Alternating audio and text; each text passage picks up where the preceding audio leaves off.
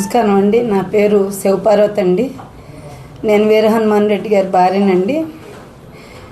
గత 21 సంవత్సరాలుగా నేను హాస్టల్ వృత్తి నిర్వహిస్తూ ఉన్నానండి. గత 3 సంవత్సరాల క్రితం నేను ఏషియన్ పీజీఎఫ్ఆర్ గర్ల్స్ నిమిత్తం మా హస్బెండ్ గారు బొంతు రామ్మోహన్ అత్తగారు అయినటువంటి బాయమ్మ గారి దగ్గర, బొంతు శ్రీదేవి గారు అమ్మగారు అయినటువంటి బాయమ్మ గారి దగ్గర రెంట్కి తీసుకోవడం జరిగిందండి. వారి సమక్షంలోనే గత 2 సంవత్సరాలుగా వారు మా కుటుంబాన్ని అనేక విధాలుగా వేధిస్తూ బిల్డింగ్ ఖాళీ చేయమని, ఖాళీ చేయకపోతే చంపేస్తామని 2 కోట్ల రూపాయలు పెట్టుబడి పెట్టున్నామండి. బొంతు రామ్మోహన్ గారు ఆఫీసుకు కూడా పిలిచి మమ్మల్ని బెదిరించడం జరిగిందండి.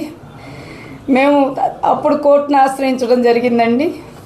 కోర్టును ఆశ్రయించిన తర్వాత కూడా జిహెచ్ఎంసీ వారిని, హిజ్రాల్ని, ఆ తర్వాత రౌడీలని పంపించి పలుమార్లు మా పైన దాడి చేయించడం జరిగిందండి. బొంతు శ్రీదేవి గారు ప్రత్యక్షంగా కూడా వచ్చి పలుమార్లు దాడి చేయించారు. ఆ దాడి కార్యక్రమంలో పాల్గొన్నారు. మేము వాటిని అన్నిటినీ కూడా చట్టపరంగా వెళ్తూ న్యాయపరంగా కోరుకుంటూ కోర్టును ఆశ్రయించడం జరిగిందండి. కోర్టు మాకు స్టేటస్ కో ఇవ్వడం జరిగిందండి.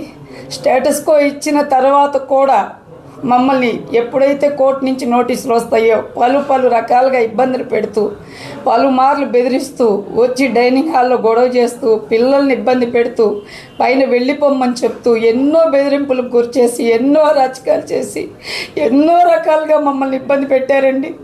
దాని పరిణామసారంగా మేము 2 కోట్ల రూపాయలు వాళ్ళ చేతికి అందించడం జరిగింది.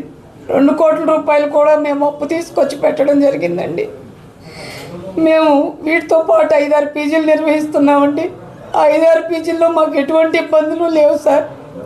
ఈ రామ్మోహన్ గారు, బొంతు రామ్మోహన్ గారు, బొంతు శ్రీదేవి గారు వాళ్ళ బిల్డింగ్ తీసుకున్నప్పటి నుంచి అన్ని విధాలుగా మమ్మల్ని ఇబ్బంది పెడుతూ, మా సార్కి హార్ట్ అటాక్ వచ్చి 3 స్టంట్లు వేయించుకోవడం జరిగిందండి. ఆయన వయసు 59, నా వయసు 50 సంవత్సరాలు సార్. నా పిల్లలిద్దరినీ కూడా ఇబ్బంది పెడుతూ, నా కుటుంబాన్ని చంపేస్తామని బెదిరిస్తూ రకరకాలుగా ఇబ్బందులు పెడుతున్నారండి. పలు మాటలు నన్ను కొట్టడం కూడా జరిగిందండి. నన్ను బిల్డింగ్ వైపు రానివ్వకుండా నన్ను, నా ఫ్యామిలీని ఎన్నో హెరాస్మెంట్లు చేస్తున్నారండి బొంతు శ్రీదేవి గారు, బొంతు రామ్మోహన్ గారు. కూడా జరిగిందండి. నన్ను, మా పని వాళ్ళని ఫోన్లు పగలగొట్టి, నన్ను చుట్టుపట్టుకొని కొట్టి, అనేక రకాలుగా ఎన్ని ఇబ్బందులు, మమ్మల్ని 2-3 సార్లు రిమాండ్కి పంపించారండి. నన్ను, నా పిల్లల్ని, నా భర్తని పంపించిందే కాకుండా జైలుకు కూడా పంపించారండి. అక్రమ కేసు బనాయించి మా పైన. వాటిని కూడా ఎదుర్కొని మేము కోర్టుని ఆశ్రయించామండి.